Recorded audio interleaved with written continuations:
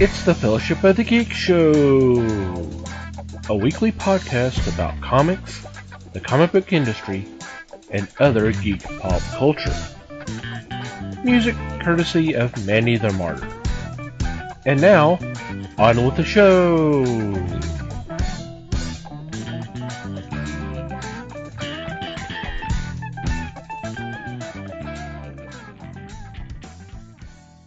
Hey there, everybody.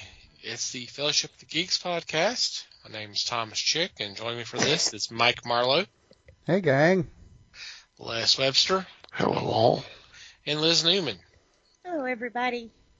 How are you guys doing? Well, the tinfoil hat is chafing, but other than that, I'm good. I'm fancy. I'm kind of freaked out myself, but They're pretty, oh so pretty. Hope everybody out there is doing okay. So what's been going on in your corner of the galaxy? Although I think we know already. Apparently, I'm spreading the doom and gloom gospel over here. My little galaxy is, I don't know. Yeah. I'm trying to think what Well I've done. said. Yeah, I know I've done some stuff. One thing, I don't know if you guys knew or not, but I have the actual Princess Peach living with me right now. Leanne has gotten into Super Mario Brothers. If you guys haven't seen that yet, it is so incredibly cute. I don't know if I've talked about this on the show or just talked about it because I've talked about it so much. In your head, right? Huh? In your head?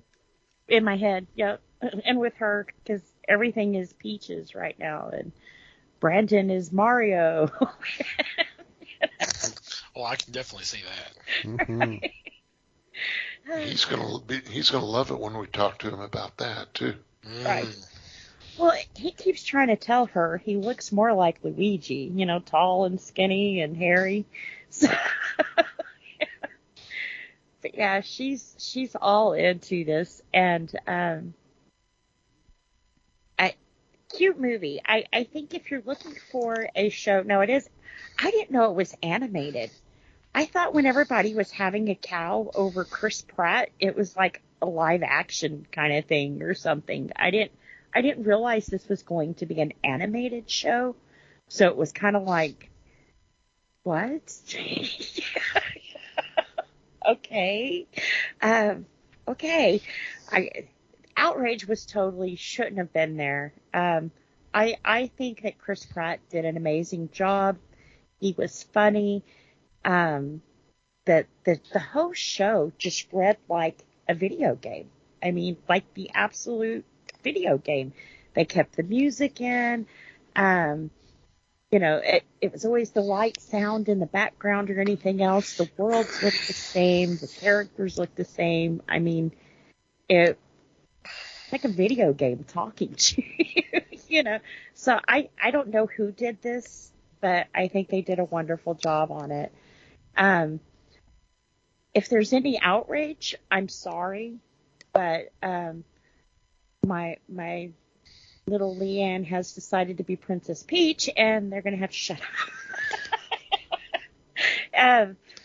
I guess I've been trying to find other, once, she gets into something, I've been trying to find other, like, cartoons and stuff for her.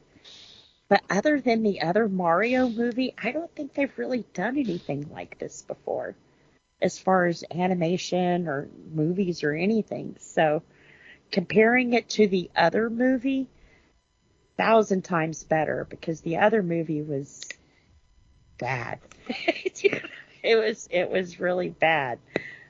Some parts was okay, but I really liked this. Maybe because they kept it animation, it kept that game feel to it. I don't know, but it's a cute movie. It's on Peacock right now. I think it went straight to Peacock. It's done really well over there, so check that out if you haven't. You've actually watched the live action one? I have. Wow. Yeah. Not sure I know anybody else who would admit that in a public forum. And and the guy who did Mario, I'm not saying he was bad. It was just bad. Bob Hoskins? No, the other guy. So I guess it would have been Luigi. Oh, John Leguizamo? I think that's it. Isn't he like a comedian normally? He's like a well-respected actor, and yeah, he's done a lot of funny stuff. But he started off stand up. Yeah. Yeah. So, I mean, he was, like I said, the movie was okay, but it's not what I would have thought of for a Mario movie. To me, it was, not dark as in the sense of horror and doom and gloom kind of thing, but to me it was a little dark and not bright like this was. I'm really visual. This is a little more like the game, Right. which is easier to get away with animation. Mm-hmm. Which is why they probably should never have made the live action version in the first place. Right. And yeah. There's not too many video games that have gone over well in the live action department. They keep trying with Mortal Kombat. I liked the last one. I thought they came really close to hitting it that time, but they still kind of missed the mark on it. But I haven't seen a lot of movies that transfer well over into live action. Just because, like you said, you can get away with so much in animation. You don't have to wonder how it works or, if that really could happen, So. Yeah, you don't have to worry about physics. And stuff. I mean, it's real, man. It's real. But they kind of hit all the games down to making your own Mario Kart, or not your own, but, they made their own little Mario Karts and the power-ups and mushroom people. I mean, it was really cute. I thought they did really good. But another reason I absolutely had to watch it is because, of course, Jack Black was in it.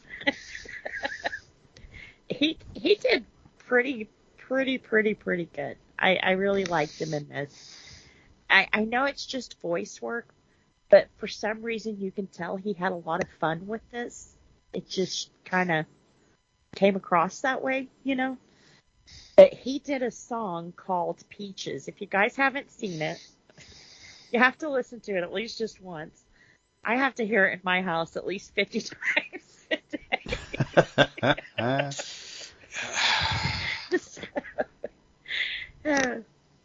Yeah, if you're looking for just something light and don't have to think that hard to watch, it's a perfect movie. The story was cute. It moved along really good. There was never a part where you're like, oh my God, So it's kind of one of those that I don't mind her putting on, or asked to put it on.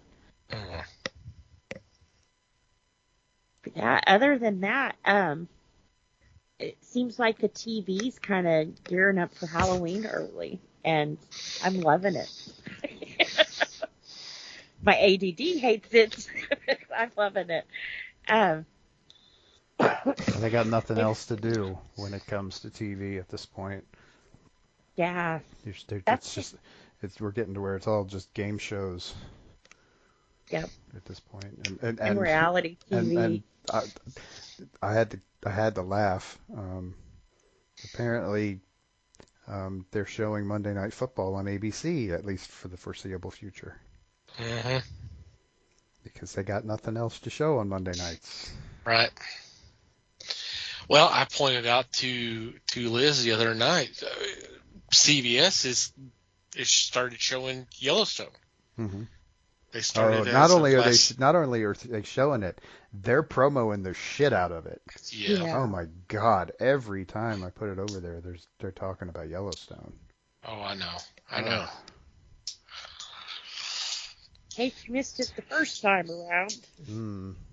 Well, you missed it because it was on cable. It was on Paramount Plus. Yeah. Yeah. But it was on TV. You could watch it on or it was on Paramount also, but you could watch it if you had cable. Yeah, Just- but now it's on network TV because they got nothing else to show. They've got nothing else. Well, and I had heard too, not only because of the strikes and stuff, but before the strikes, Kevin Costner made his own little strike. And they were having problems getting him back to the set to finish the last half. Which, I'm sorry, I hate to go off on a tangent, is bullshit. He signed up for 7 seasons. If you didn't want to do 7 seasons, you don't sign a contract for that long. Because now you have viewers like me invested, and you won't even finish the freaking season. But his solution, though, to kind of give him some more time, was to put it over on network TV. That way network TV could kind of catch up, and hopefully by the time they do this, the strikes will be over. Hopefully they'll have an ending to season 5, or he's going to go right into that Matthew McConaughey show, which I would do anyways. I hate it because there's so many good actors that aren't going to finish telling their story, but it is what it is. And with Hollywood, you have to keep moving, If not, they're going to have another show come along, which will probably be the new one that Kevin Costner's working on, and replace them, So I hope it works. And I'm actually glad they put it on network. They should have done that to begin with. It's just one of those family-friendly kind of things you can watch. That's what they should have done. There are a little few things I'm wondering how it's going to play out on network TV, but well, trust me, this is the sign of things to come. I think there's really going to come a day where all the original content is going to be on streaming, and then it will eventually move over to the network because they can get more money out of it that way. That's it. Yeah. Because it used to be where it was aired on regular TV, and then the following day it was on their streaming service. They're going to move away from that. It's going to reverse itself. Yeah. It is. Yep. So yeah, it was not going to be worth having network TV because you're going to get content that's a year or two old. Because it's already been on, they've milked for what it's worth on the streaming services. Well, and your majority of your audience has already seen it. That's going to want to see it, Mm-hmm. I hate to think that's probably what's going to happen to Yellowstone. Although I think it has a good rewatchability, if that makes sense. Well, I mean, some of the same fans will come in and watch it again. It's not just Yellowstone, because I mean, season 11 of Criminal Minds, the first 10 were on network TV. Then they moved season 11, and whenever the strike is over and all that, season 12 is going to be on streaming, and then it'll eventually move over to regular TV. Yeah. See, and part of that though, that's the network's fault. They didn't want to put it on there. That's the only way that Criminal Minds could get another season was through streaming. Think of how many TV shows have been canceled. Like Manifest, perfect example. It goes, gets canceled on network TV, and it goes over to Netflix, finds a whole new audience, and gets 2 more seasons left. Oh, well, let's not talk about cancellations and Netflix in the same sentence, because they're the worst offender. Oh, let's do 2 seasons of this, and then they'll turn around and cancel it. Right. But a lot of times they've given these shows their last wrap it up. I'm going to give you one more season. They've done that with a couple, like Lucifer. We were right there at the end of it, and they canceled it. So it was oh God, hang on. I got to look it up. Yeah, sometimes it is. Longmire, they finished up on Netflix after being on A&E for the first several seasons. It wound up on Netflix and at the wrap up, but I don't trust anything that's on Netflix because I don't think they're going to give it the time that the show deserves. Because if it does well enough to where it should be 3 or 4 seasons, and they seem like, okay, well, that's going to cost us too much, so cancel. Yeah. So That is anyway. true. But see, Netflix kind of dug their own hole when they decided to start buying other people's content instead of making more of their own. Then you kind of get dependent on people's prices and what you can show and cut your budget for other things, you know. Disney, they ain't paying nobody. You know?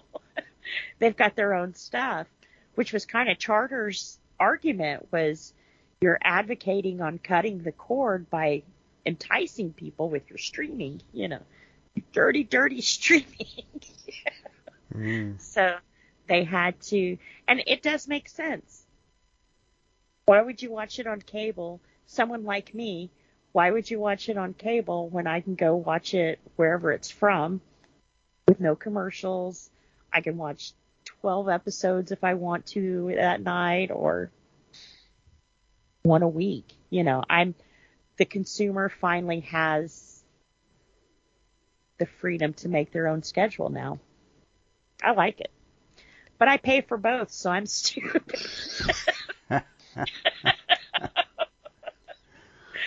But they have no power. They can think about doing all this stuff, but they don't have any power The power to do what? to determine what is a winning program. Yeah. If it's on regular television, they have a power because they can vote and say, no, this isn't as good as you thought it was, Yeah. so let's do away with it. We have a rating system set up for TV. Yep. Which I think is part of what the strikes and stuff are about now, is they want them to start reporting their numbers the way that network TV and cable has to. So if I'm reporting to Nielsen, you know, that we had 20 million 19-year-olds watch this show, then Netflix should have to cough up that same data. Because sometimes they're like, oh, we cancel it because it was bad. Well, show us the numbers. Because something that was on top 10 for, you know, weeks at a time, how was that not good viewership? So they're going to have to start reporting the way that Now, keep in the others mind, do. you're talking. You even mentioned Nielsen. Nielsen is a third party. They are. And don't bring him into this. Nielsen. Well, it's supposed to be unbiased, though, which is why they brought in. That's why it's a third party, right? It's Yep. unbiased because it's a third party, and Yep. I mean, and I'm not knocking Nielsen. Don't get me wrong, but yeah, the deal is they're gathering their own data, which and the trick is going to be how is somebody going to figure out how to basically track views through streaming services as a third party? Because it's the only way you're going to get that unbiased data. Well, somehow I don't know who Amazon has do theirs. I don't know if it's Nielsen or not, but like Amazon, when Rings of Power came out, there was somebody who was like, I think they said that only, was it 60% of the viewers finished watching it from beginning to end, and so many hours on this episode. And so they have someone who kind of already does that. But I don't think Netflix allows them to do that. My guess is that Amazon's doing that themselves. Probably. But these numbers they released were not in Amazon's favor. It kind of showed that people were very excited about it, and it really dropped off there at the end. But how long after the fact did these numbers come out? I mean, probably far enough out that it wasn't going to hurt Amazon to admit some stuff anyway, right? I don't know. I think this was while it was going on. I'm not sure. I'll have to look that up. It was one of my little nerd guys I watched, like it's like Lord of the Nerd or something like that. Um, but it was a graph that he had popped up because I found it kind of interesting, but it wasn't too long after it had wrapped that all of this was said, or so I don't know if the show was done during the time it was going, or but he was kind of showing the instead of this many viewers tuned in, it was this many hours has been watched on episode 1 and this many hours, Right. But they also do it kind of like TV.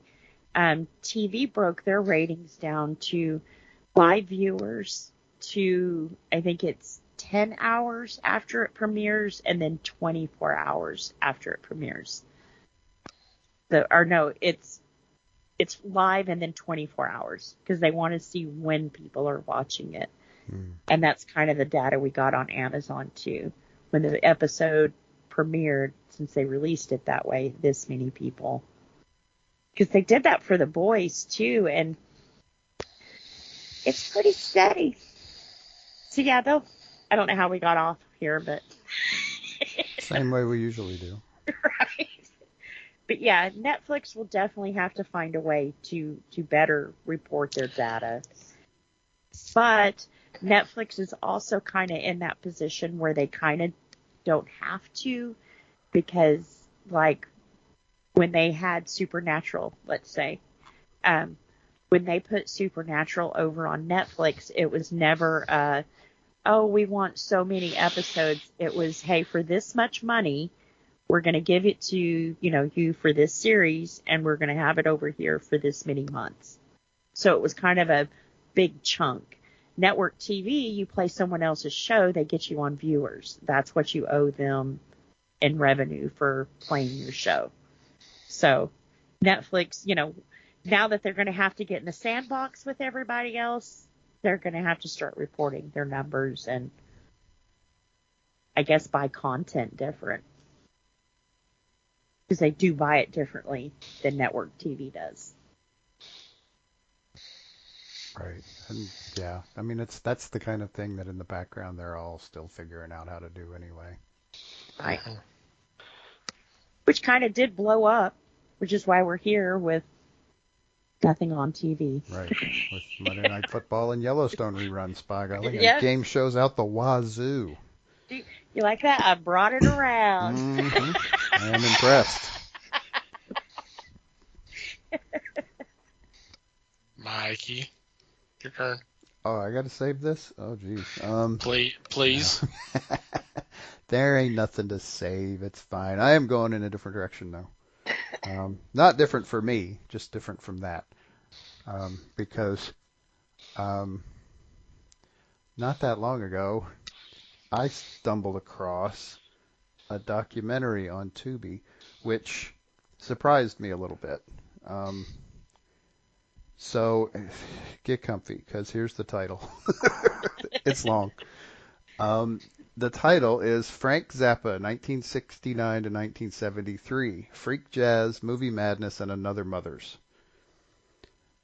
This was released in 2014. And it is, and this is, take this for what you will, this is a 2.5-hour documentary on about a 3-year span in Frank Zappa's career. Wow. Maybe 3.5 years. It was a busy 3 years. I mean, in all reality, he did a lot of stuff in that time frame. But yeah, and obviously this was made well after the guy died, so there are opinions being flung around a bit. Especially because they're pulling in people who left the band in 1973. Because basically this whole thing started with him essentially disbanding the original Mothers of Invention and him rebuilding the band in a different way. And then essentially like 3 years later disbanding it again for various reasons. And there was some turnover along the way, and they talked to a lot of the folks that were still around in 2014 about what all was going down at the time. And I mean, there's some interesting insights. There's kind of a lot of repetition.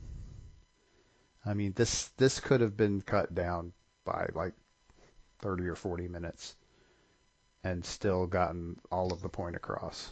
But yeah, this is the part of Zappa's career where he kind of did two things at the same time. He kind of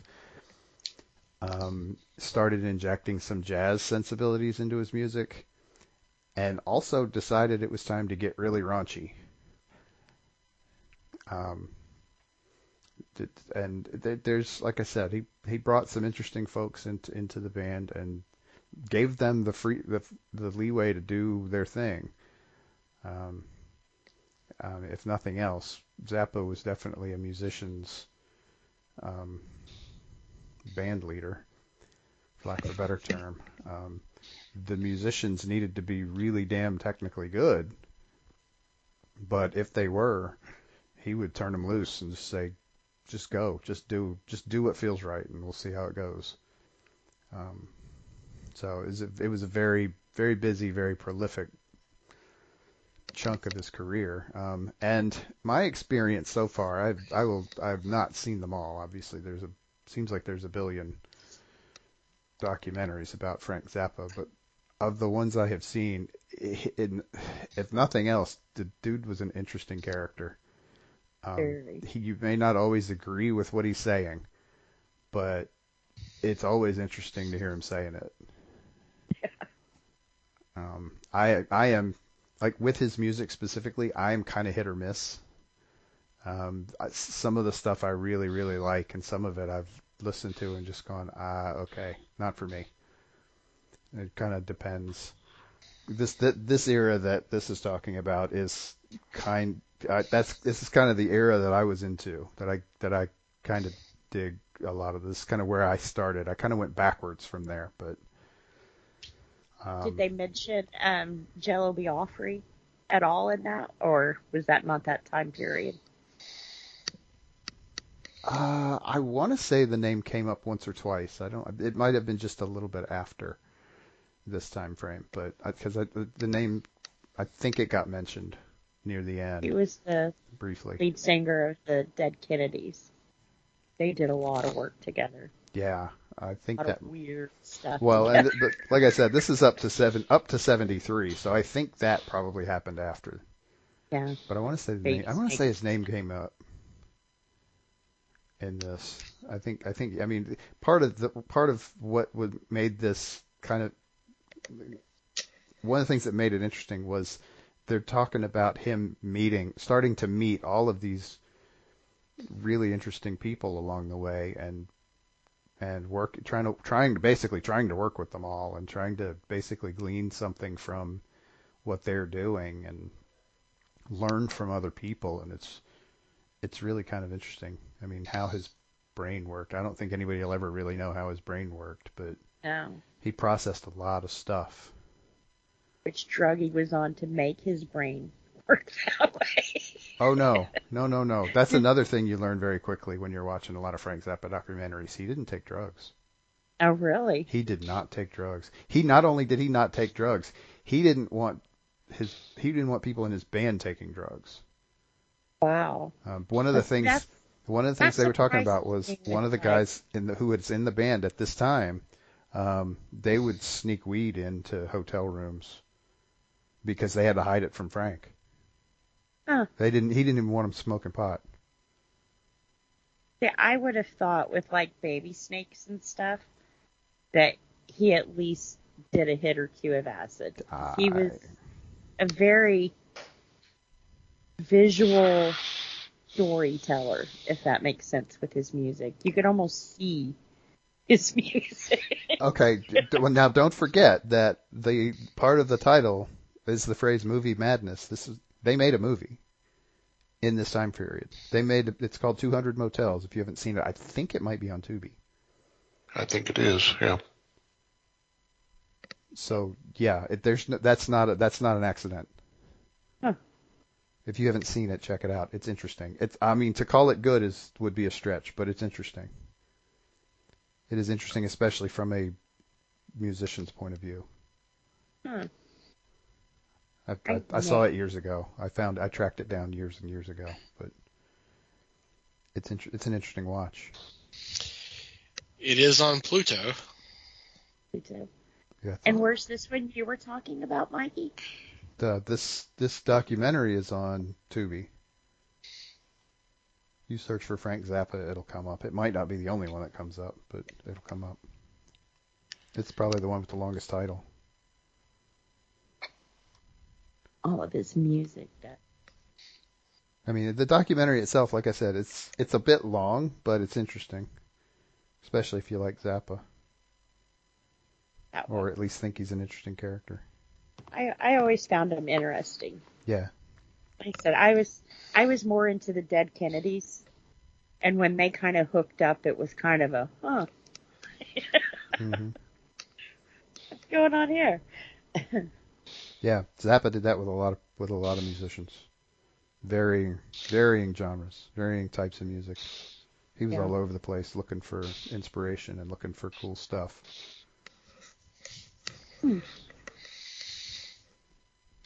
Yeah, I don't see it on Tubi, but like I said, it is on. There is a link to Pluto where you can watch it. Track downable in one way or Yeah. another. Yeah. Mm-hmm.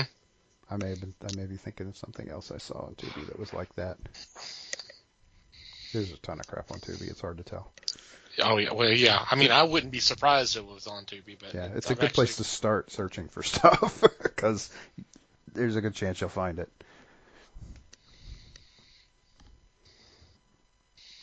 Very cool. I'm seeing a bunch of links on YouTube, and I'm trying to decide what. Some of it's a soundtrack, but I'm not sure if it's actual movie as well. So yeah, there definitely was a soundtrack too, obviously. Right. But yep. Right, Tubi, I will sign in.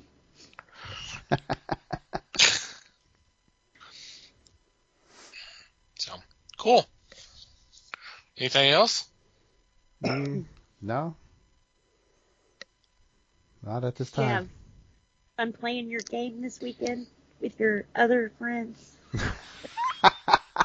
Oh wow. Wow. I had to throw that in there. We're gonna get jelly about the D&D group. Yeah, I did. Oh, good.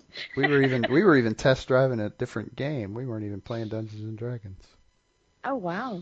We were messing around with something else for reasons. Cool. I think I've told. I may have said something about this last week, but or maybe in the conversation I was having with Patrick on Discord. I can't remember right now. But there's a game. It's called Dark and Darker. Mm-hmm. That's being played a lot, and I've seen other streamers talk about it. But when they talk about it, they say D&D, and I'm automatically thinking Dungeons and Dragons, and then I realize that's not what they're talking about. It's like, well, I don't care what you think, man. Mm-hmm. But I've been getting so damn confused. It's like, why is all of a sudden everybody's talking about D&D? It's like, is it really getting popular again? I know it's always been around, and it seems like every once in a while there's kind of a resurgence. Yeah, resurgence. And I thought, well, maybe that's it now. And then it dawned on me. I was like, no, they're talking about Dark and Darker. Okay, whatever. Well, D&D is still big too. Well, yeah, but I mean, it wasn't what they were. Yeah. But I when I realized what they were talking about, I kind of tuned out what they were saying, because it's like, okay, you're having fun with that game. That's awesome. But right. I was thinking you were talking about Dungeons and Dragons. So. Well, and the fun timing is that Baldur's Gate 3 just came out. Yeah. And that's been pretty popular in certain circles. Mm-hmm. Seems like a cool game.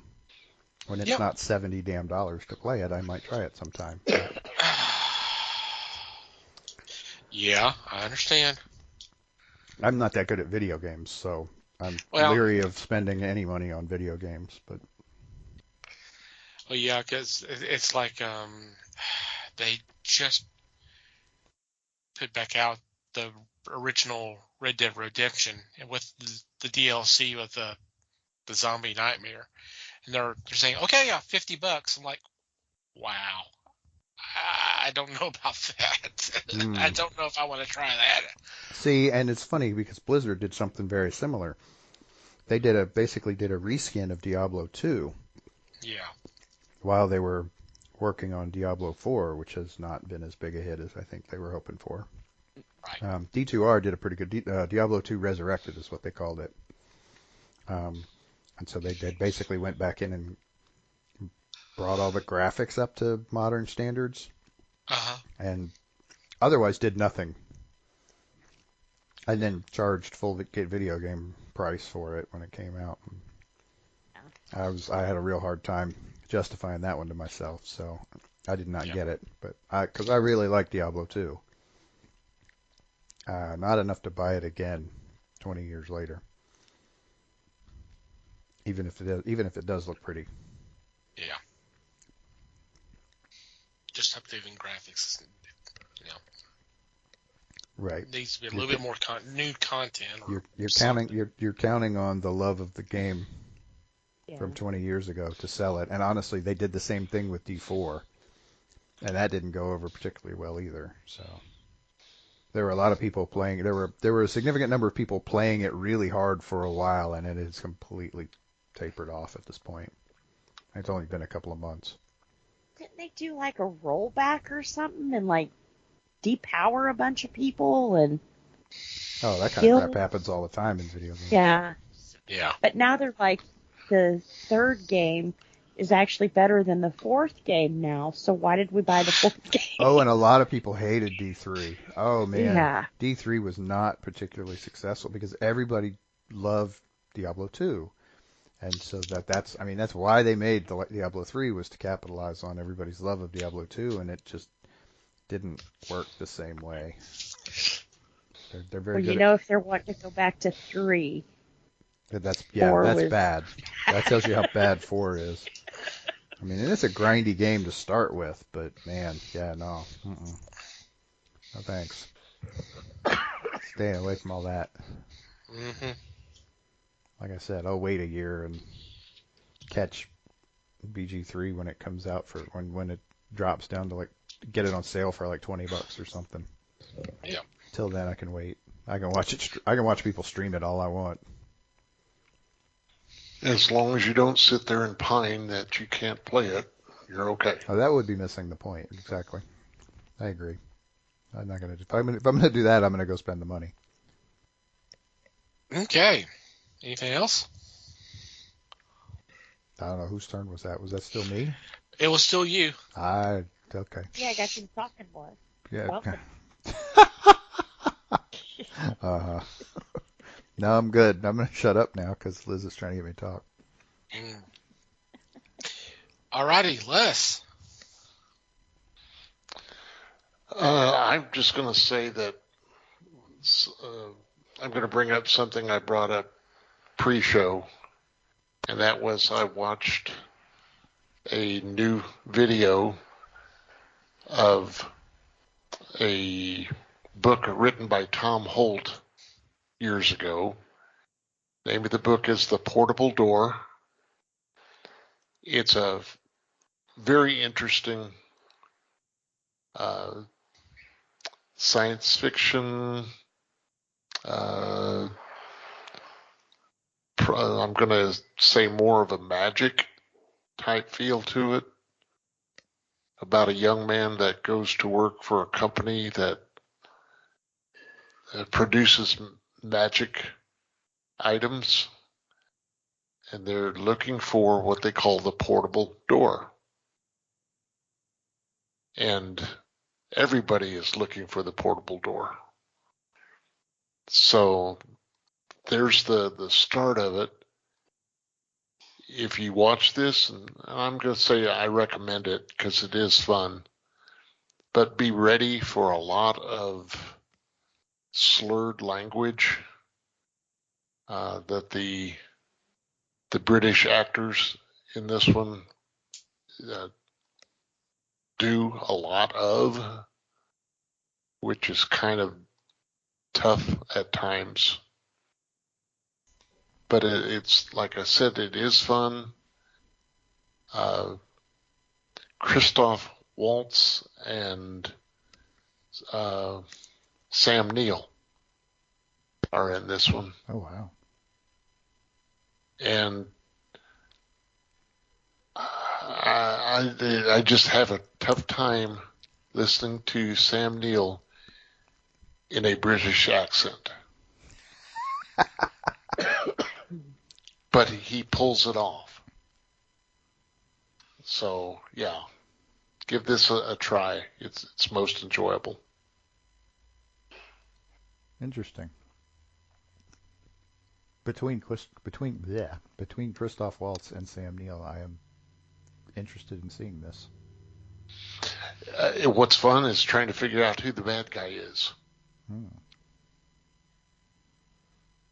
Apparently, seeing how bad the accents and the mumbling are will also be interesting. But Yeah, I had to turn on the captioning so I could follow. there you go. That's a good idea. Cool. Yeah.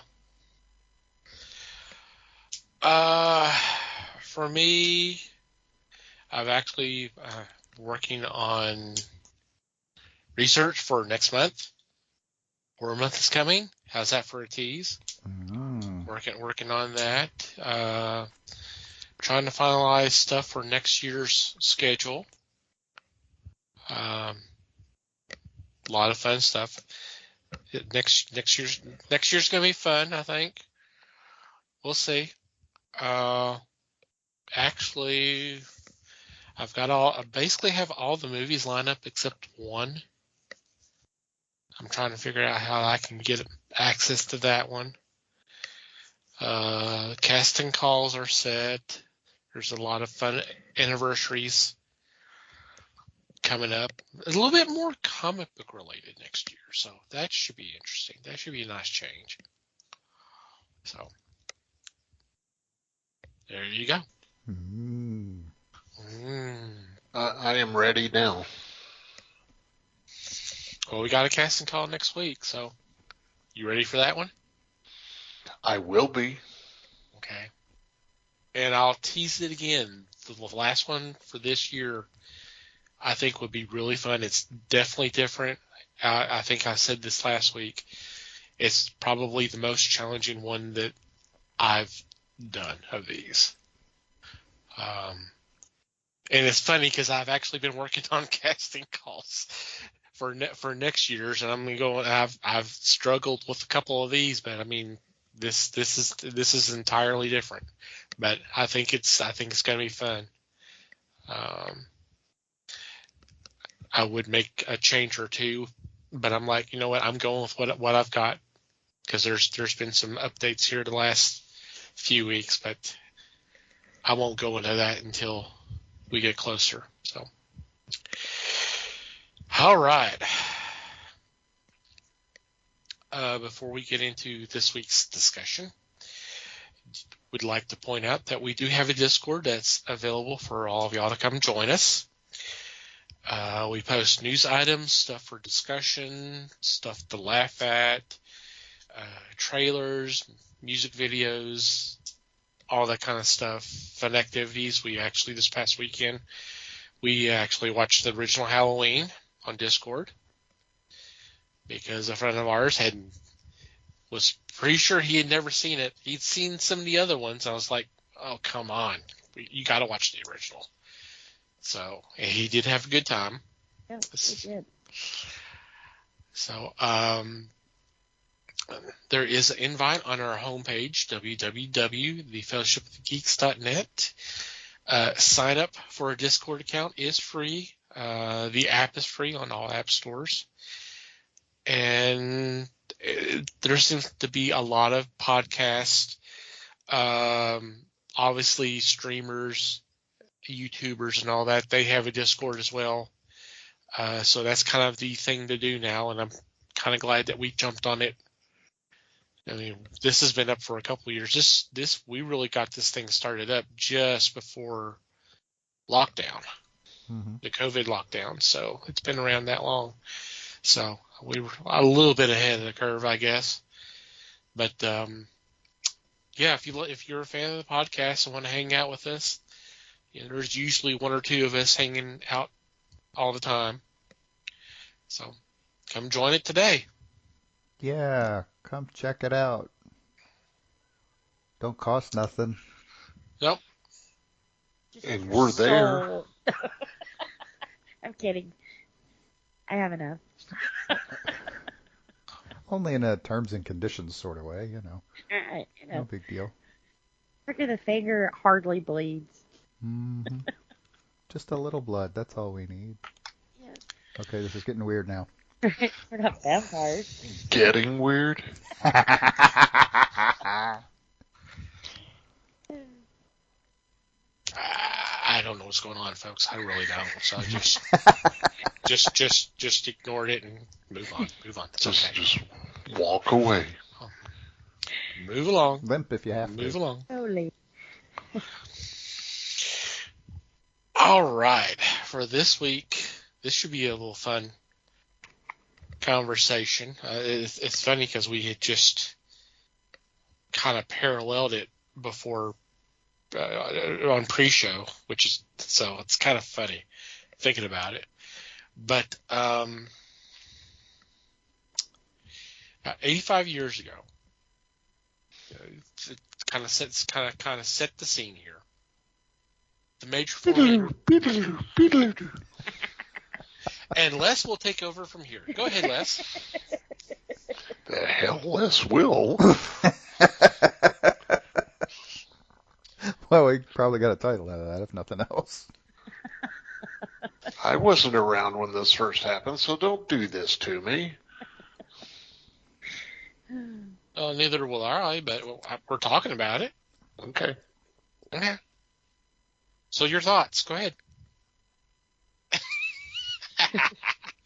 Okay. As I was saying. You're a real shit. You know that? He has his moments. Boys. Don't play Only I can call y'all little shits. Don't play the damn boys card on us. I'm not even involved in this, and I'm not going to let you get away with that. No one's talking about Jensen. Anyway, speaking of misdirection in an audio format, go on, Tom. Where was I? Right at the beginning. Yeah. Are you sure? Mm-hmm. Okay. Now Liz is going to take over. Sing the intro. Second verse, same as the first. Take it away, Tom.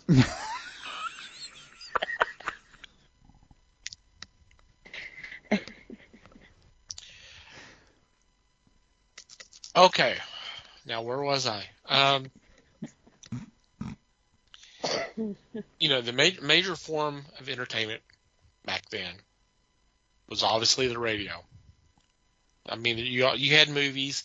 There was some were fortunate to maybe have the early TVs, but even then there wasn't that much. There was literally nothing broadcast. That didn't really come till late 40s. And then even in the 50s when everybody started getting one, there wasn't that much entertainment on. So mainly it was the radio. And, of course, you get your news and there were just comedy programs, drama, mystery, and all that kind of stuff. Well, around Halloween of 1938, there was a program, the Mercury Theater on the Air. And if you're familiar with the Mercury Theater, that was Orson Welles' acting troupe. Acting troupe, yes. Thank you. At this time, they did I was going to say production, but basically what it was, they did an adaptation of H.G. Wells' War of the Worlds. And it was split up in two sections. The first half was more news reports, that type of thing, and announcements, that kind of thing. And then the last half was more of a traditional drama. if I remember correctly. The story behind this is pretty amazing, because you had some people tuning in not hearing the disclaimer, and they did it. How many times? Does anybody remember? The disclaimer is that, hey, this is not real, and all that. But people freaked out. They literally thought there was an invasion going on. Some thought it was an invasion, not necessarily an extraterrestrial invasion, because remember, this is 1938. You know, we've got the Axis over in Europe, just dominating the whole damn country. Not the country, the whole continent. So some people thought America was being invaded. I think it's been blown out. From what I have read and heard, it sounds like how big of a panic from this program might have been blown out of proportion. But there were some people who were legitimately scared. So with that, we're kind of going to go back over all this and discuss this program and its impact. Anybody would like to go first?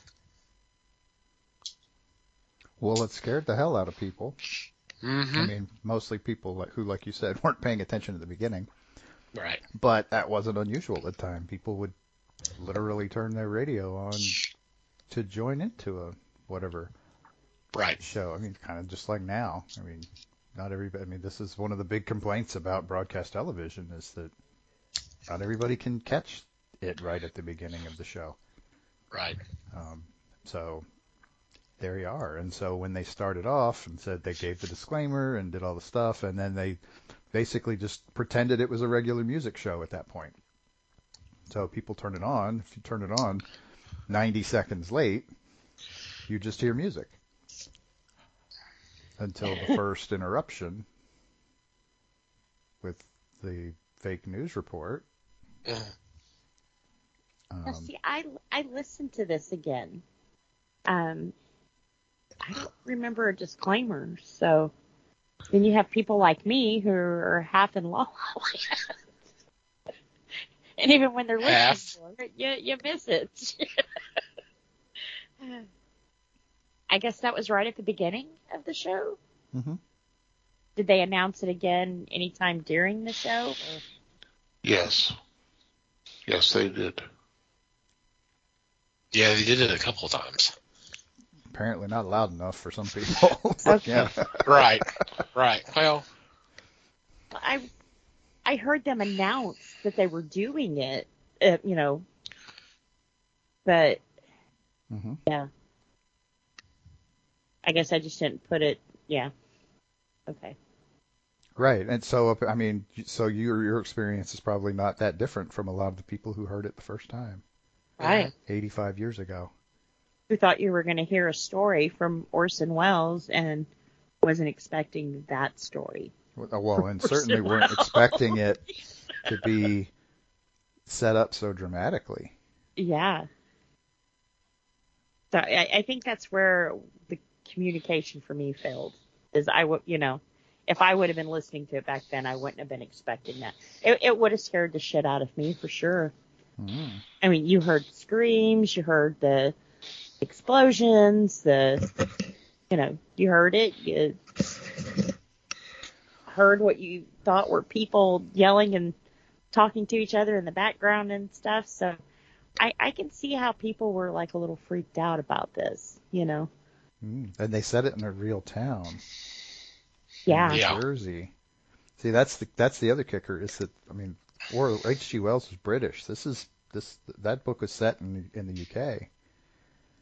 They changed all of that up. They readapted it for an American audience. And it had the effect, not surprisingly, of making it seem that much more real. Yeah. I was reading one article and they were showing pictures of people who had gotten their shotguns and were like taking cover, and it was, I won't say mass hysteria, but it was definitely hysteria there for a minute till people were calling into the police station, and even though they were telling them, it was not registering to some of these people. Yeah, well, some No, people you're are just looking wrong, for an excuse to, freak out. yeah, Yeah. we'll go with that. But yeah, I would be a little freaked out. I'm just that kind of person. Just looking for an excuse, huh? Right? Just that one little, you know. Just looking for a good time. Right.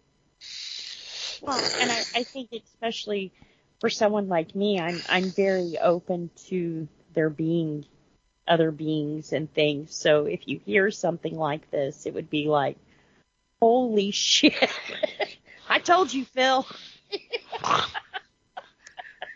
And we get the Yeah, aliens dang guy it. from History Channel all over again. Mm-hmm. Yep. Finally! Yes. Mhm. I've been vindicated. Yeah, it doesn't hurt that the book is actually pretty dang good, too. I mean, Yeah. I read that a Well, long you time said ago, it was too. a UK book. How many of us over here had read that? Oh, it was pretty popular over here. Was And it? it had been out for a while. I want to say it was like 30 years old at the time. Huh. Something like that. Maybe I'm mixing up the... Oh, yeah, it was 30 years. It had come out in 1898. And so would have gotten published over here not long after that. Yeah, it was a well-known book at the time. Yeah. Mercury Theater getting a hold of it, getting a hold of the rights to do it, would have been a deal.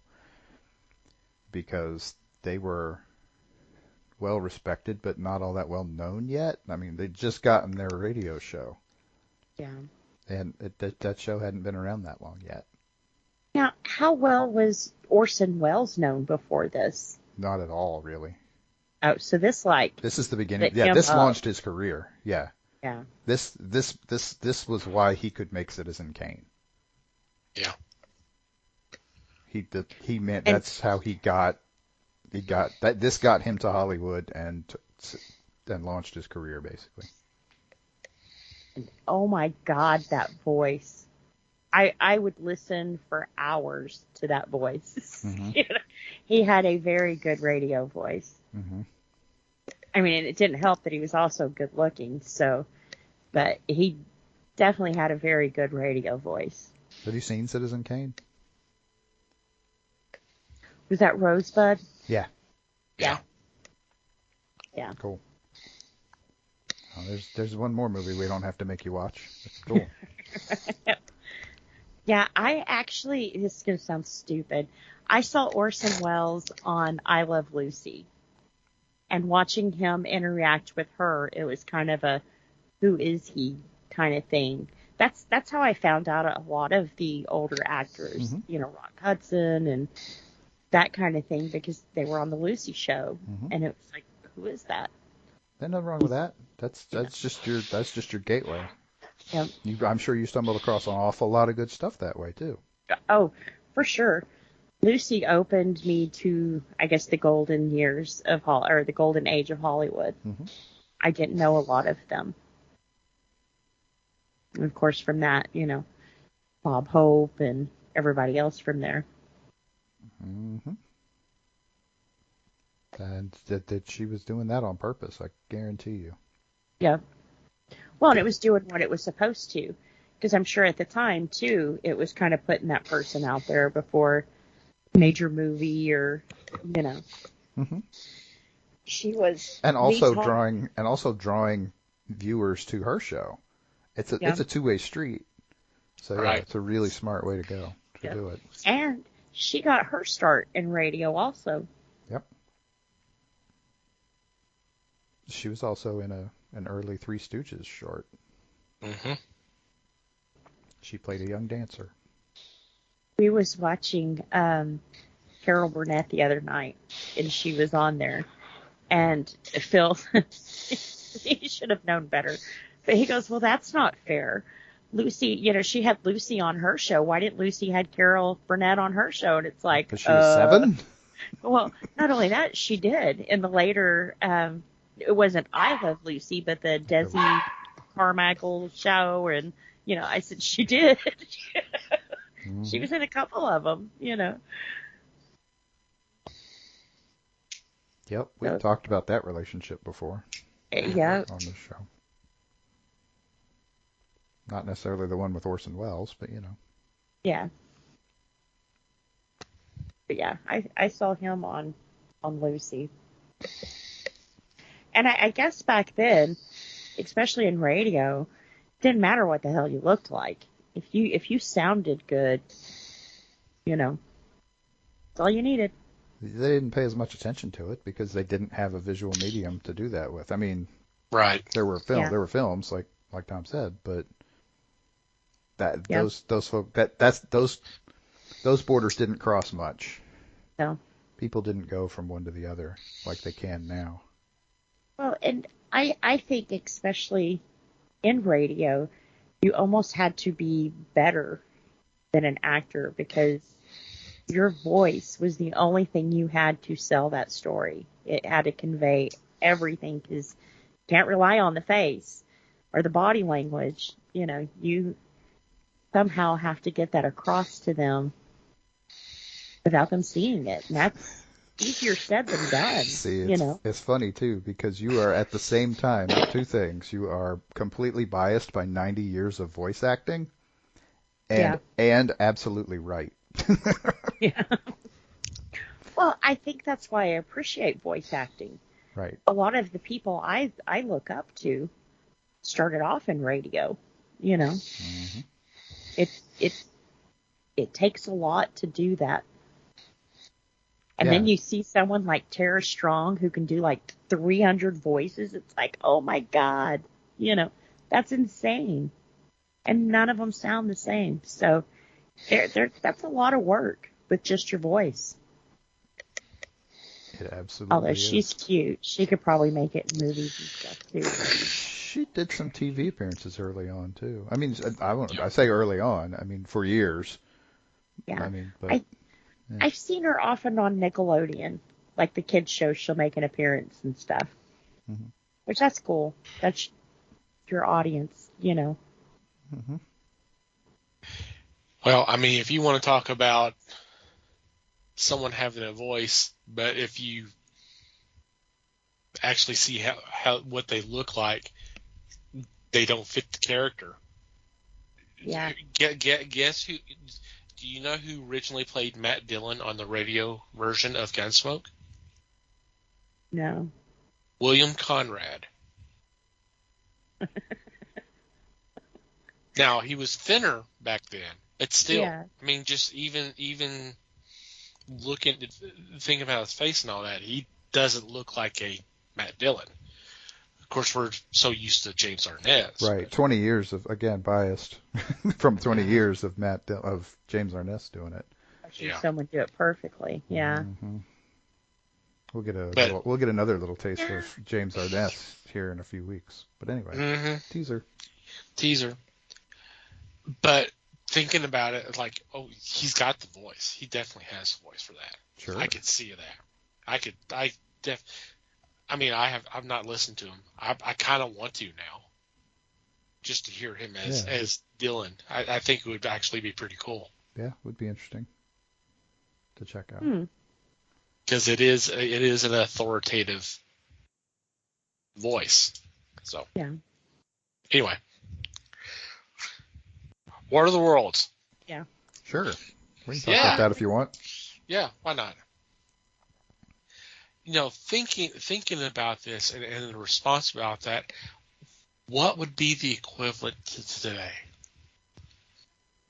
How would you recreate something like this? Yeah. In a different form? I think today you'd get trouble. Well, we're not talking about that. We're talking about, you know, Right? Yeah, that is right. But yeah, let's do it anyway. you're not wrong, but I'm just talking about the fact, could something like this be pulled off nowadays? Yes. I think it could. Yeah, I mean, it would Especially have to. where aliens are involved. Oh, see, I don't think you'd get people with aliens now. I think you'd be better off with an actual invasion. Yeah. Right, an alien invasion. No, not a. Someone's head's up in the stratosphere. I mean, you know. But I think with as much as we've talked about it here recently, our Congress had a big meeting about it with the pilots who gave their testimonies, and these are top trained men who were like, oh, hell yeah, I saw something and I can't explain what I saw. I will try to explain to you what I saw, but and then we had the deal in Mexico. I think with as much as it's been in public, I think people would buy it. well, it's being put out there by the media, but I don't know. I'm not talking about whether people would buy it. I think they would buy it. They could buy it, and they would certainly enjoy it one way or the other. But are you going to trick them? That's the thing. If you want to trick them, I think you're going to have to keep it a little more realistic nowadays. Yeah, I think and everything. I think of the was that Las Vegas? The guy reported something in his backyard, and they were like, Ring cameras captured whatever it was, and blah blah blah blah. Well, cop cameras, body cams did catch something in the sky, but they never showed us what was in the backyard. And I don't care about a little green light across the sky. I mean, yeah, that was cool, but I want to see what was in the backyard. So, of course, what's the first thing you do? You go to the internet and you're like, what the hell was in the backyard? There were so many pictures and fake stuff, but I've done Photoshop for 20 years now. I can spot a Photoshop fake pretty quickly. And, I could tell that a lot of these photos were faked and they weren't what was on the Ring camera. And, but how many idiots out there aren't trained to see what I see and are like, oh my God, that was the little green feller in the yard. I mean, people today they want to believe, so they believe what they see. I think you spin a story like this and throw a couple of those fake photos out and people would be like, holy shit, we're being invaded. You couldn't do it here. You'd have to go over to like Russia or something. I don't know. You couldn't do it here. That's the deal is, yes, you could get a few people like that. You could get the real gullible ones pretty easily. The trick is to get a large enough chunk of your viewing audience or listening audience to buy in. That's why you have to keep. You have to do what they did. They kept it. All those news reports sounded real because those guys are essentially professional news readers and actors. That's what they did. Well, and you also had to keep everybody quiet. Although they warned people at the very beginning of this, you didn't want Joe Bob telling his friends, oh, we're going to do this thing on the radio, So you had to keep that many people quiet, too, about what was going on. That would be the hard part nowadays. I suspect it's fewer people than you think. Yeah, it probably would be. You're talking about 20, 25 people. I don't know for sure. I'm guessing the number, but... one of them had that mother-in-law. Like to talk. And you just convince that person that pulling a fast one on their mother-in-law is a lot of fun and it ain't wrong, and they'll do it. Yeah.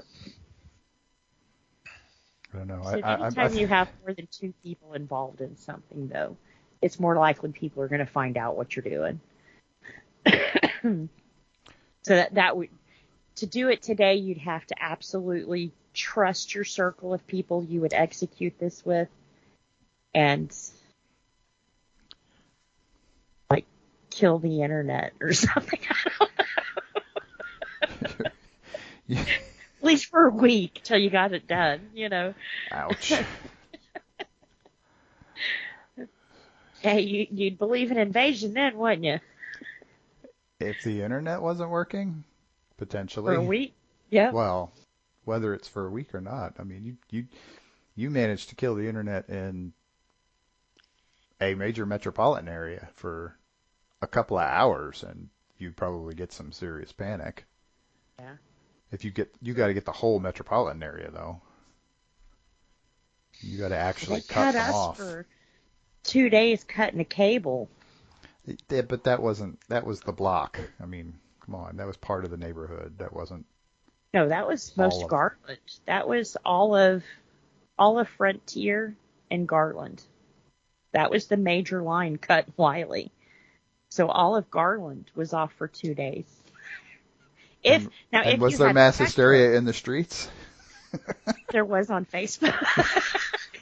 How can you get on Facebook if your internet's been cut off? I mean, come on now. I can access Facebook through my phone. Oh, I know you can. I know the answer. But right. Who does that? I mean, geez, yeah. How barbaric. Yeah. Where there's hysteria, they will find a way. Mm. Yeah, but my deal is that group, the group that will find and blow up the hysteria, is actually pretty small. So the trick is to get a larger group of people to do the same thing. Yeah. Yeah. You talk about taking the internet down. The timing's pretty incredible because the Sky internet in UK has been down. That's causing 13,000 people not to have the internet. 13,000? 13,000 at least. That's not that. So. Since I have my tinfoil hat on, anyways, we just gave Congress those phones and told them if there was some kind of crisis, these phones would work whether we had internet or not. But I don't know nothing. I have no idea why anybody thinks Congress is important enough to warrant that, but whatever. Yeah. Right? I mean, Les, your thoughts?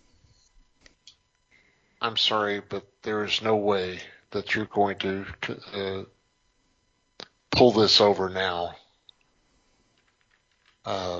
because we're so much more sophisticated. More cynical. More cynical, yes. You can fool some of the people some of the time and all of that. And I'm a true believer when they say you can't fool all the people all the time. It doesn't matter. Somebody's going to have a reason to have an out. And whether it be the internet or anything else, this amount of people is not going to be around. There are not all that many Joe Bobs in the world to accomplish it. So I'm going to be one to disdain and be a real PA. So nope, you're not going to do it. I want to come live in the world you people are living in. Jesus. Sounds great. No idiots? That'd be fantastic. As far as the execution of this, it was brilliant. he had the people right where he wanted them. And Wells did such a fabulous job at selling it from the start that there was no way it was going to be lost. Even 2 years, 3 years after this was accomplished, if somebody tried this trick, no, it would not happen again. So, I'm rambling, but I'm going to It's say okay. We're that all rambling. It's cool. We do it all the time. It's just, to me, it's just not possible. There have been times that people have attempted something like this. Even before Wells, you had the Piltdown Man, of all things. So, people don't do this. People don't even try this anymore because they know that somebody's going to smack the crap out of them when they try it. So, I'm the bad guy. Yeah. Optimistic. No. You're not the bad guy. Now I'm going to be the bad guy. Ba-dum. So it occurs to me that there is actually one style of movie over the last couple of decades that may be, I mean, call it feeble if you want, but it's kind of an attempt to recreate the whole concept behind this. And I'm thinking of found footage movies. Mm-hmm.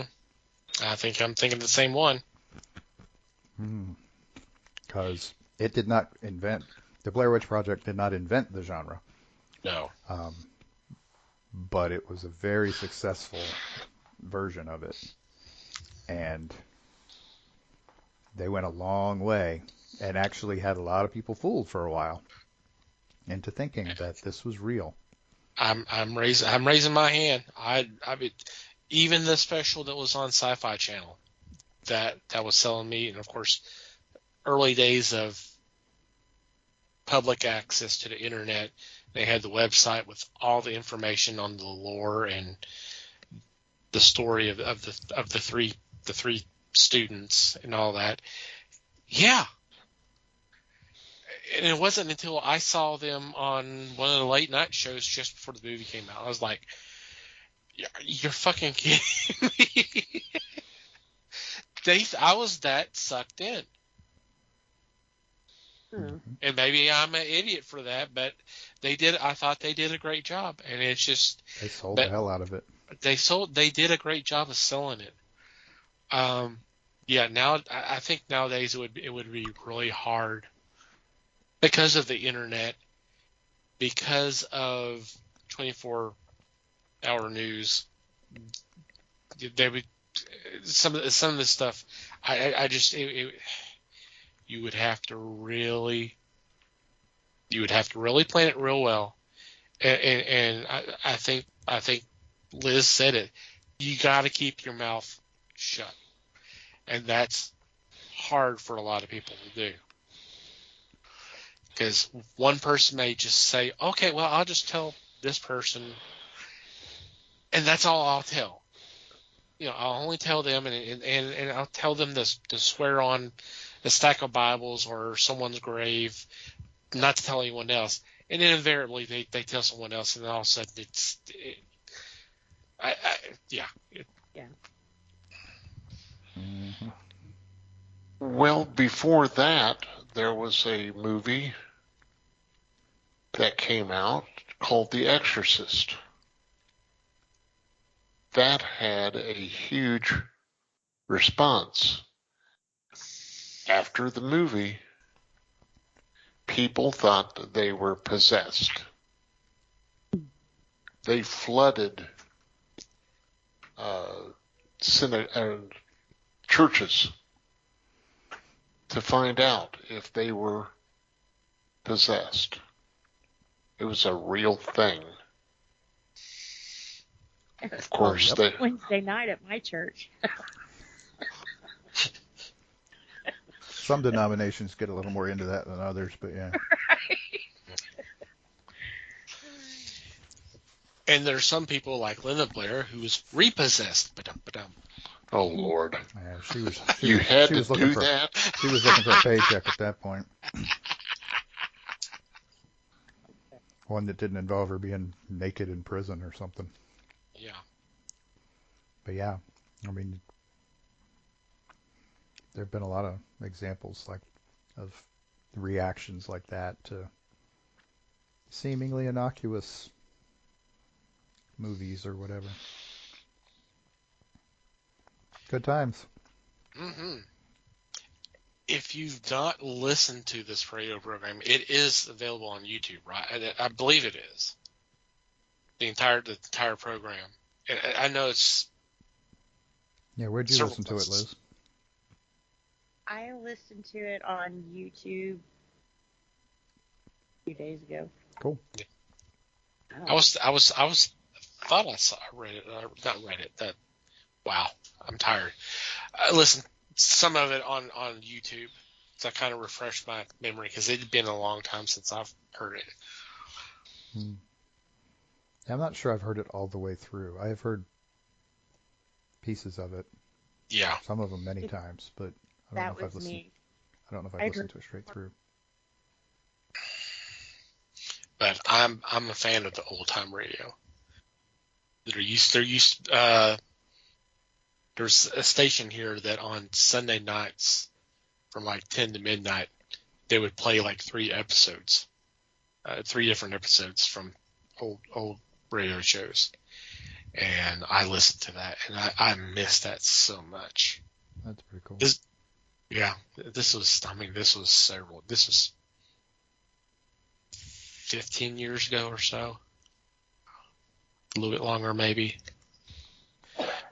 Like it would start off with a drama or a mystery, something like that, and then it would follow up with a comedy show, and then it would be maybe an action adventure. So I mean, for example, it may be Tales of Suspense, followed up by like the Jack Benny Show or Fibber McGee and Molly. Then it would follow up with Lone Ranger or something like that, and it was always mixed up.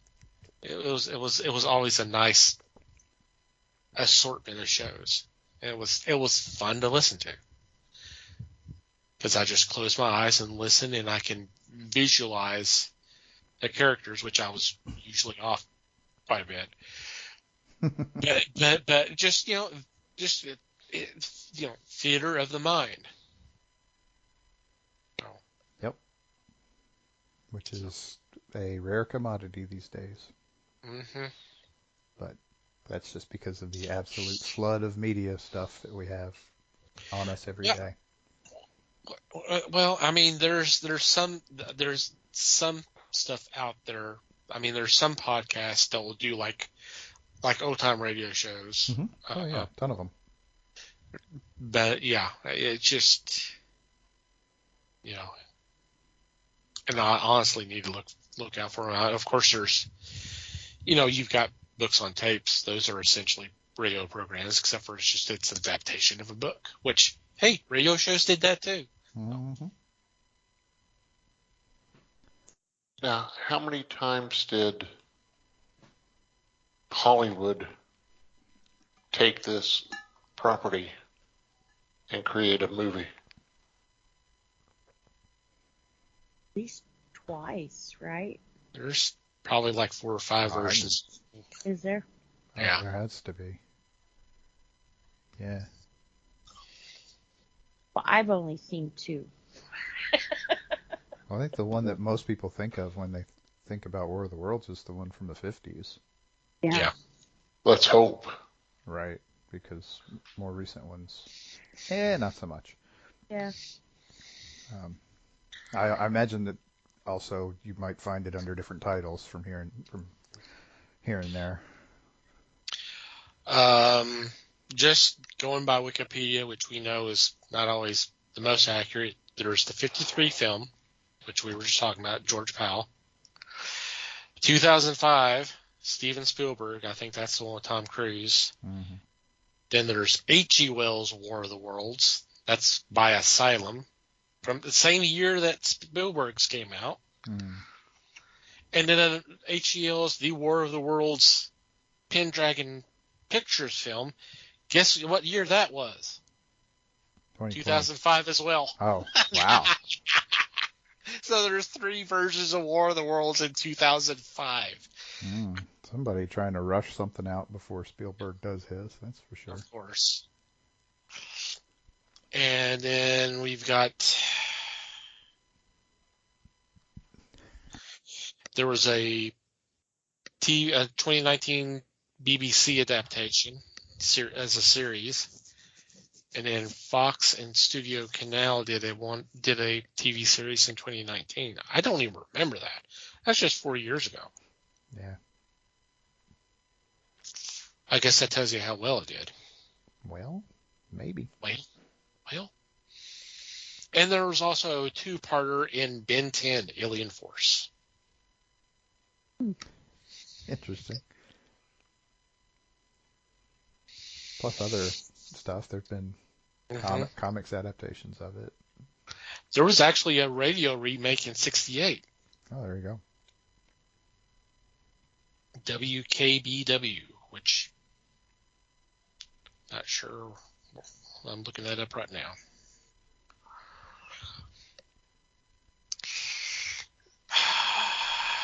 And there's Bad Channels. Buffalo, New York. It's the radio station. Okay. So, yep. A lot of different versions. Yep. I imagine it's public domain by now, anyway. Yeah. Apparently a bunch of video games. Well, sure. Who wouldn't want to do that? Everybody wants to fight off an alien invasion. Mm-hmm. I mean, only a technical Independence Day was kind of an adaptation of it. Mm-hmm. And Mars Attack. Mm-hmm. Actually, musical versions. Okay, this is interesting. Jeff Wayne's musical version of The War of the Worlds in 1978. And then a follow-up in 2012 called War of the Worlds: The New Generation. Mm-hmm. So, I think I still have my copies around somewhere. Yeah, probably. Mm-hmm. Progressive rock. What a surprise, surprise. Hell, I want to check that out then. That was the leader of, let me think.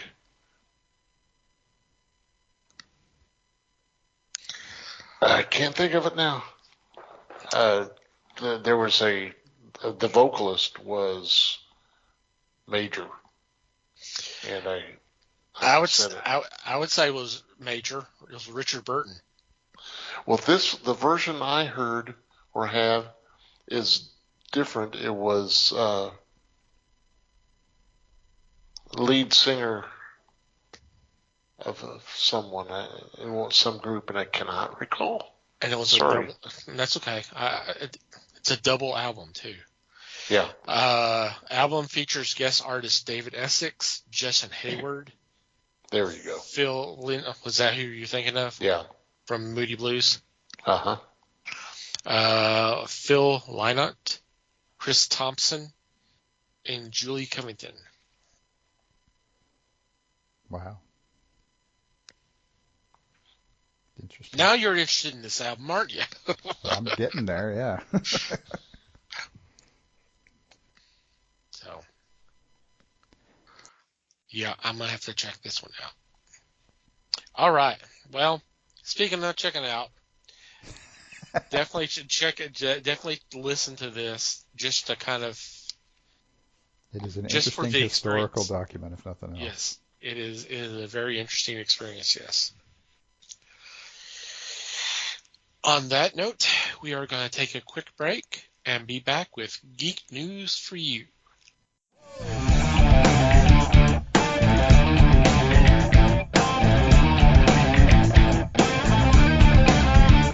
And we're back. It's time for Geek News for You. In this segment, we bring a couple of news items or things to discuss to the table. And for this week, it is Les and myself. And Les, would you like to go first, please? Thank you, sir. My discussion is about a channel on YouTube called Good Bad Flicks. This fascinates me, being a person that loves bad movies, and by God, they do not shortchange themselves. They find some of the worst movies ever, and they're fun to watch because they are so stupid. And they make no bones about it that these are bad movies. Obviously, that's why they name it Good Bad Movies. You can see spy movies, you can see comedies, you can see horror. There are just a slew of things that are possible for this. They spend about 15 to 20 minutes, and in this coverage, they discuss plot, they discuss actors and or directors. They talk to the locations. They speak of the locations, things like that, and it's so much fun that when I'm finished watching one, I'm usually diving for the remote, trying to find where I can find this movie and sit down and watch it.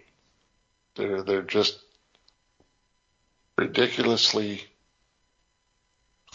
funny, not meant to be, but they really have a way of pulling it around.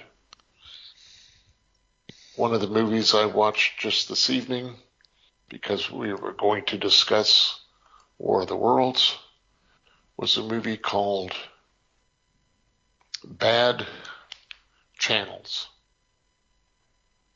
Bad Channels stars Martha Quinn. Like MTV And Martha Quinn? MTV Martha Quinn. Oh my. Yeah. And it was an alien invasion movie. Oh yay. So if you get a chance, tune in for this series. It's just, the guys just have so much fun, and you can see they enjoy it. I mean, I've gone to their homepage on YouTube, and the one that they highlight is Blair Witch 2, Book of Shadows. I'm like, yeah, that was a bad film.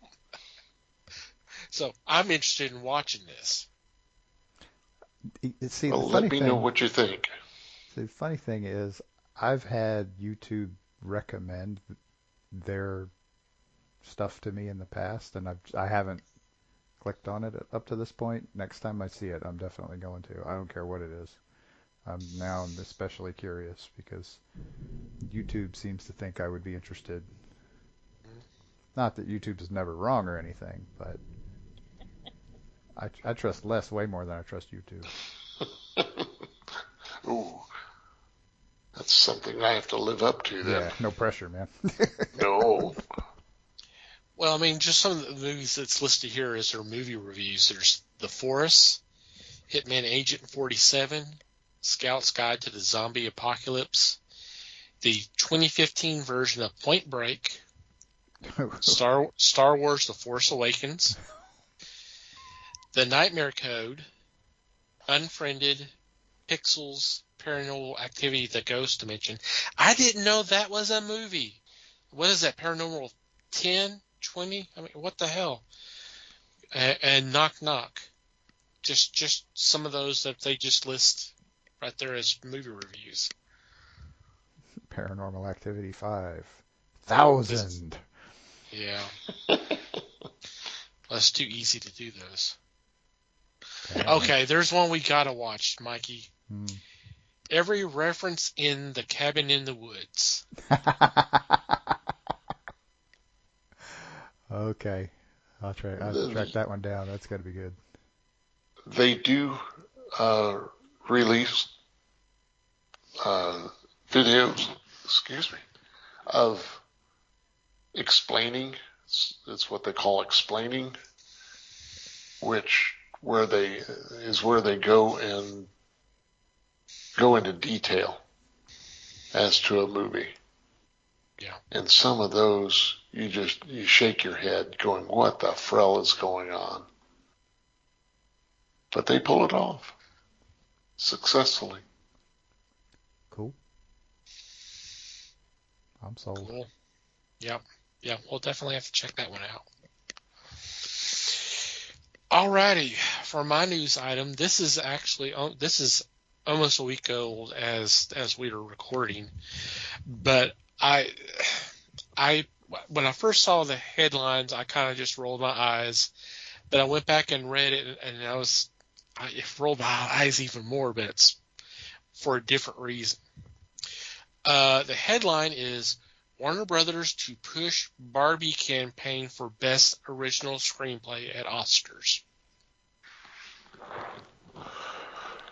Stop. Stop now. Well, I'm not saying it deserves it or not, but here's the thing. According to the rules, the best the script can be given is a best adapted screenplay. And the reason is it's the screenplay is based off a toy. Yeah. Because, the quote unquote source material is a doll. We're not talking about a book. We're not talking about a TV series. We're not talking about another movie. We're talking about a freaking toy. Because that is the source of the inspiration for the script. It's considered to be adapted. Interesting. Maybe licensing fees are one of the qualifications for that, but whatever. But it doesn't make sense because it's an original story. I mean, I don't know what the story is. I don't care. It's just the whole principle of the thing. I mean, based off that, any comic book movie, even if like a superhero film, any of the Marvel or DC stuff, even if it's all original material, nothing saying, okay, well, this part's based off this story arc and da-da-da-da-da. If it's a totally 100% original script, it's still going to be adapted because it's based off a comic book character. Yeah. Mm-hmm. And maybe it's just me, I don't get that. It's not just you. Yeah. Again, we've actually had the conversation about the Academy and their weird standards before. Yeah, this is just another big indicator. Another big indicator that maybe. I hate to say this, I don't get the Barbie hype. I loved Barbies growing up as a kid. I had them until I was probably 12, 13, whatever age you get rid of Barbies. I mean, I don't get the hype over Barbie right now. Have you seen the movie? I have seen enough clips to know I don't want to watch that movie.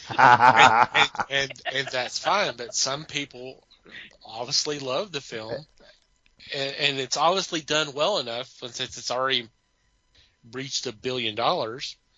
But Yeah. it just, Also, I I've mean, seen I enough don't. pictures of you from your teens to know that you are not the target audience, Liz. Yeah, Yeah, true. probably not.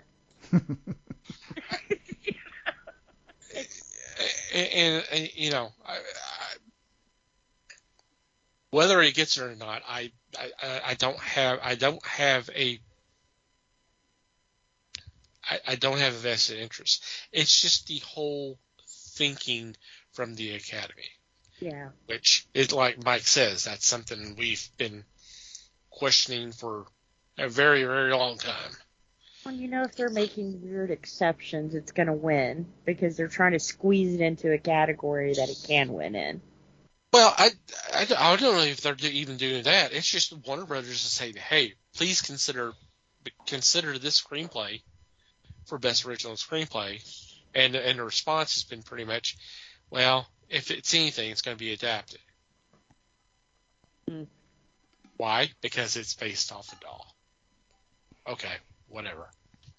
And therefore it's not original because it's adapted, which is Crazy. an I mean, there outdated are a lot of concept. Barbie movies. Trust me, there's too many Barbie movies, but this would be the first live action, I guess. Yeah, it's the first live action. Oh, you tell me. Yeah. I'm Well, pretty maybe sure. that's why they were saying adaptive, because she's got so many other animated movies, Well, if that's the case, they would have to put something in the credits saying this adapted from. from this. Yeah. They kind of Well, they have kind to of do do that. because it's Barbie. All of them, all the little shows that they have. It never was like a Barbie TV show. It was always a special, like, TV movie or movie that they would put out for the Winter Princess Barbie and her ball or something stupid. But so that's could be pieces from all of that from what I've seen. But yeah, that's a stretch. Yeah, I mean that's what I'm saying. That's just like what I was used example of the hero movies. I mean, yeah, we've seen bits and pieces from Dark Knight Returns and Year One and this, that, and the other. And you go, okay, well, this is not Any of that. It's yeah, that's material that's been put into a more original script, but it's still been adapted because there's something you can go back and say that's where they got that from. You can't unless someone's watching all those animated Barbie movies, you can't do that with this. Yeah. And it doesn't sound like that's even the case. It's just it's based off a doll. Well, it can't be original. Right, it's based off of a pre-existing character. Yeah, but you can't say after the fact, oh yeah, it was based on these, Well, I mean Barbie's got way too many movies. Way too many. Well, based off that, then with the Sherlock Holmes films that Robert Downey did, that's got to be adapted screenplays because it's based off an existing characters. Yeah, it's a totally original story, original script, but it's based off characters that have already existed. So those can never get original screenplay nominations. Right? Theoretically, if they follow their own rules, yeah. And I don't know if they even had or even worth it, but it's just the whole thought. I don't get it. Okay, who do you blame then? Do you blame Warner Brothers or someone else because they wanted this particular thought? Honestly, probably both sides. Yeah. Because Warner Brothers should already know that. They should already know that this is going to be an issue, but they're doing it anyway.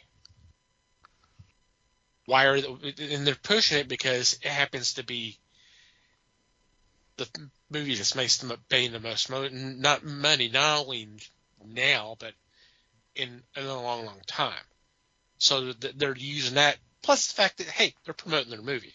It's another way for them to promote the movie. Let's not be dumb here. But the Academy, let's face it, the Academy is elite as fucks.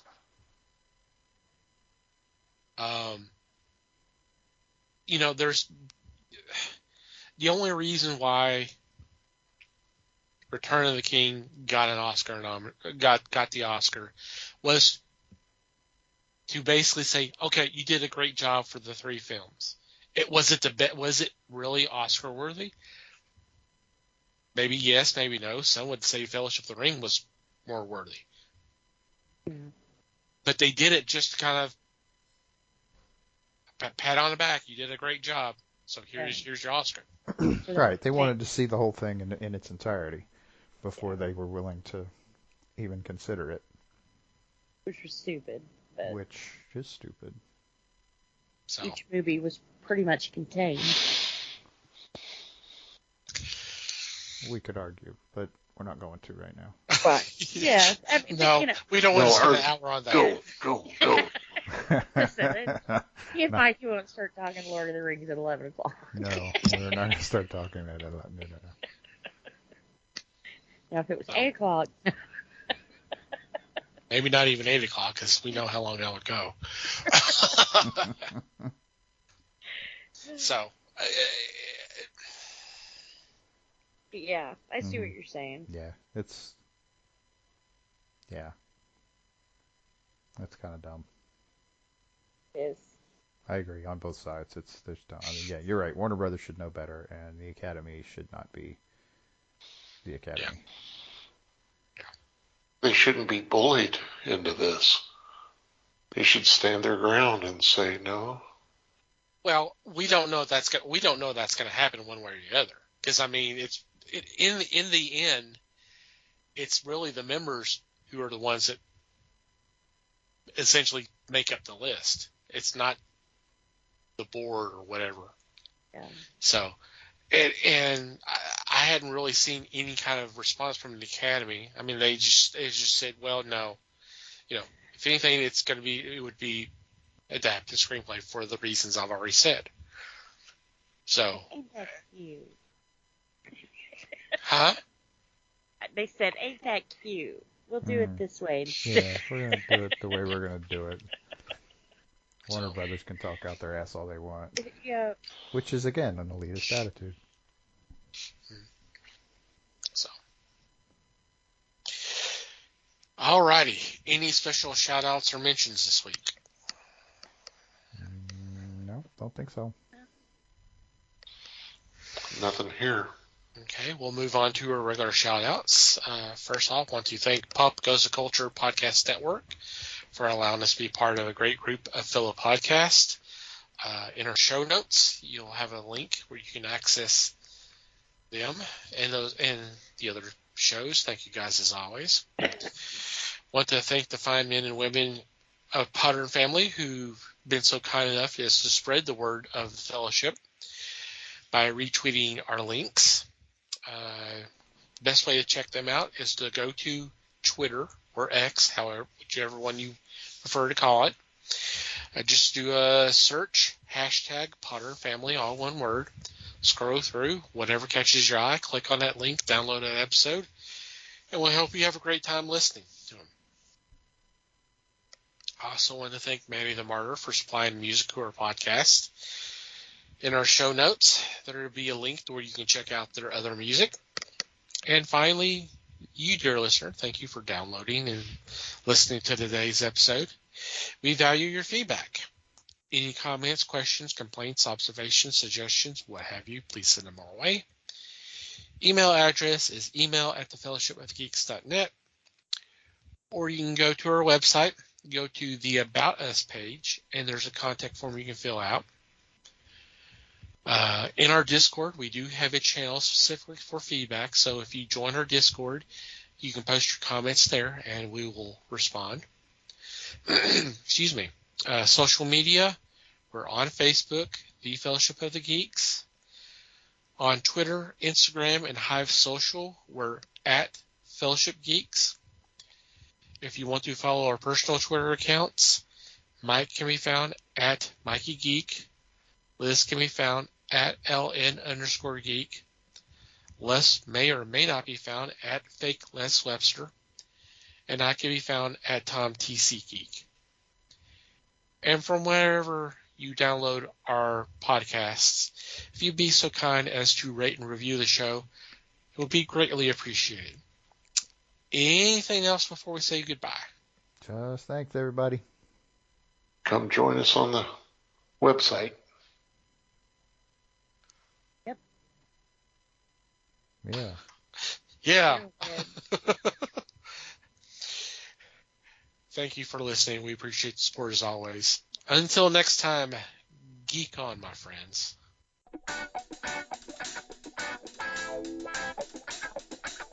We thank you for listening to the show. Comments, suggestions, and questions can be sent to email at thefellowshipofthegeeks.net. You can follow us on Facebook at The Fellowship of the Geeks and on Twitter at Fellowship Geeks. Until next time,